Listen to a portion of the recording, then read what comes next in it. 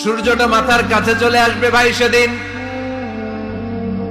সূর্যের প্রচন্ড তাপে মাথার মগজগুলো ভাতের মাড়ের মতো গলে গলে নাকের ছিদ্র আর কানের ছিদ্র দিয়ে বেয়ে বেয়ে পড়বে।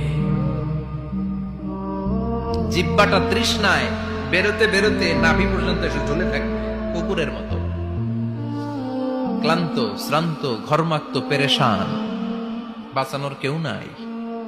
মায়েশা জিজ্ঞেস করলেন, ইয়া রাসূলুল্লাহ, don't they feel any shy? Nobody belong any garment in their body, no dress in their body. তাদের দেহে কোনো ড্রেস নাই, পোশাক নাই। নবী রে, এতগুলো মানুষ উলঙ্গ, লজ্জা লাগবে না? বিশ্বনবী বললেন, আয়েশা তুমি লজ্জার চিন্তা করো, সেদিন বাবা ছেলেরে দেখে দৌড়ে পালাবে, মা তার মেয়েকে দেখে দৌড়ে পালাবে।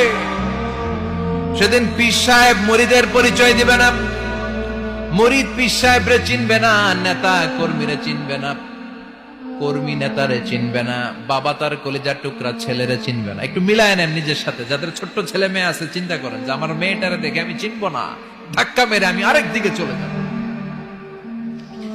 প্রিয়তমা স্ত্রীকে আমি চিনবো না, যে স্ত্রীর সাথে এত ভালোবাসাবাসি, স্ত্রীকে দেখে আমি পরিচয় দিব না, চিনবো না। স্ত্রী আমারে চিনবে না, ভাই ভাইরে চিনবে না, বন্ধু বন্ধুরে চিনবে না, ইমাম সাহেব মুসল্লি চিনবে না, মুসল্লি ইমাম সাহেব চিনবে না, পীর মুরিদরে চিনবে না, মুরিদ পীররে চিনবে না, কেউ কাউরে চিনবে না। ও আয়েশা, দিনটা এত ভয়ঙ্কর হবে, বাঁচাও বাঁচাও, ইয়া নফসি বলে একবার ওই বিপদের দিনে মানুষ যে আকাশের দিকে এরকম তাকাবে, কার গায়ে জামা আছে কার গায়ে জামা নাই, ওই কথা